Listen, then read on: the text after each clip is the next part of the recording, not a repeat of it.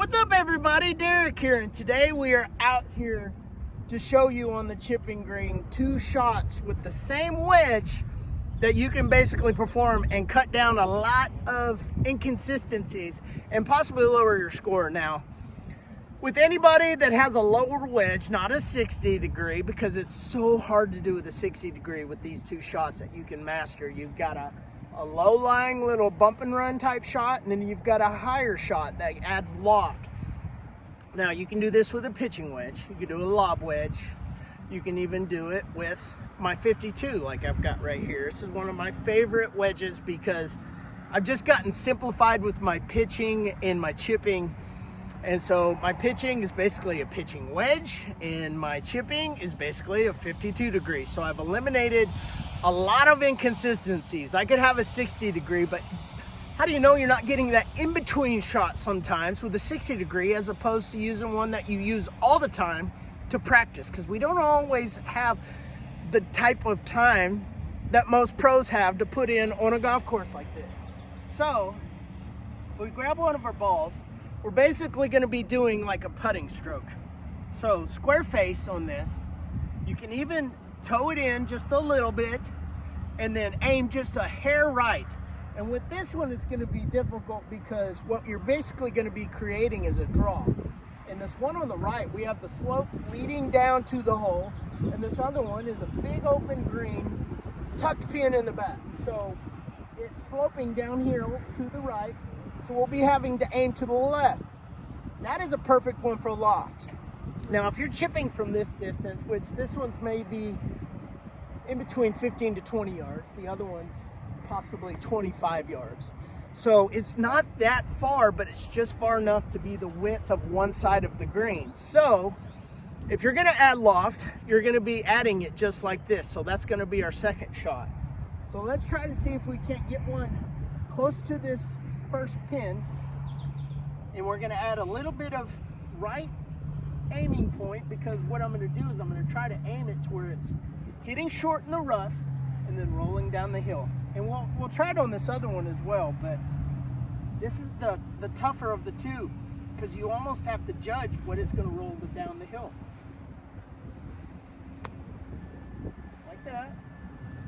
As you see, it broke a little bit left, so the slope of it needed to be just a slight more to the right. Well, let's try this again. So I'm going to aim a little bit more right. Give it the same. Oh, that was rolling big time. That one just rolled and rolled, and that's one of the most difficult things with a fast green and something like this. Now, if we were to try to give it a little bit of loft, add some loft, aim a little left, which is the complete opposite of what we're doing here. You can either land it on this hillside, or you can get it closer to the pin and hope that you have some backspin and it's not going to keep rolling. Now, you do, whenever you open up the loft, you have to give it a little bit more, and we're doing the putting stroke as well still, but you're more a little bit of sliding underneath the ball as you're going. So if we were to aim left, give it a little bit of loft, not a lot left, and just a little bit more. Something like that. We're even closer. Now let's try this other pin. Try to get it over there. Tight lie. A little bit toe in, aiming right at it or just a little bit right. It's actually sloping downhill, so I'm going to actually be left of target because of the roll. Let's see if we can get it close. Nope, it took off a little right of our target, but if we would have been left of our target there, that would have been absolutely perfect. So let's aim a little bit more left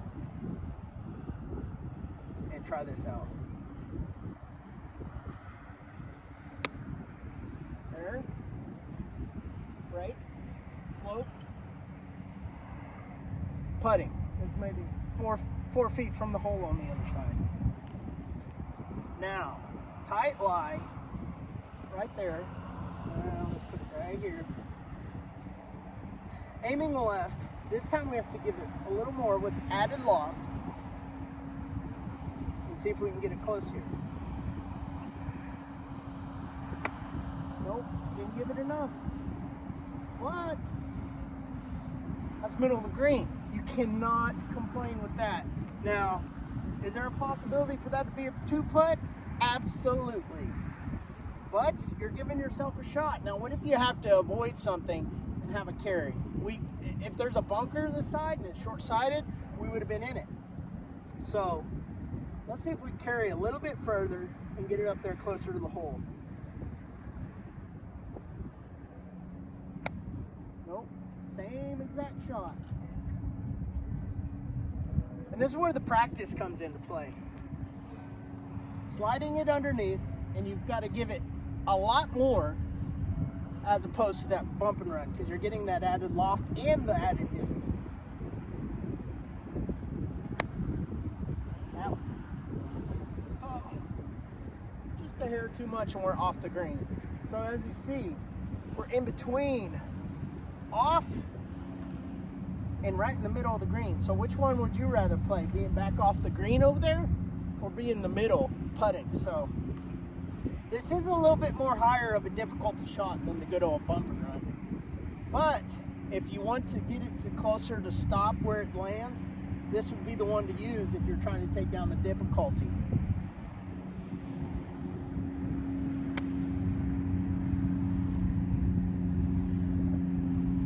Same exact spot. Looks like that's our distance for that one. So let's try one on this right pin again.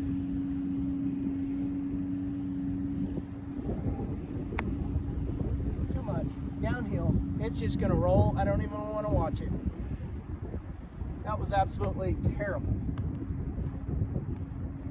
And this is where everybody, all of us, we've got our inconsistencies, and this is where you improve upon them. So if I would have gave it less and just let it trickle down this hill, what would it do? I mean, just barely hitting it.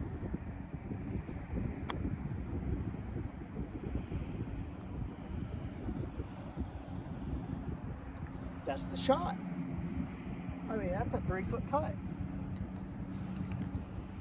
Now, slope, I almost want to get back over there, so I'm going to add my loft again to get it over there to that far pin. Oh, and there's the inconsistency right there, the difficulty level where it goes up, because if you deviate from a little bit, it could be an 1/8 inch, and especially with a tight lie like this with barely having any grass, it's hard to get underneath it. So I totally teethed that one. See, and then I fat it, trying to make up for it. But honestly, I got lucky. And that's where we try to clean up our game. And these lies will tell you everything, and a lie will lie to you. And when I've got a tight lie like this, when you open up that club face, it wants to dig. You're sliding it into there. Now, if you pull it back in, you're going to have a better bounce, and you're going to have a cleaner edge. So now if we were to take our cleaner edge, add a little toe in as opposed to square, watch what happens, and aim just a little bit of right.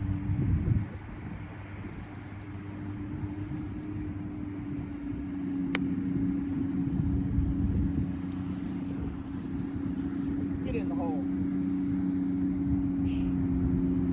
Tap in. And that's just how it is. So if you can master these two, now the added loft is more difficult.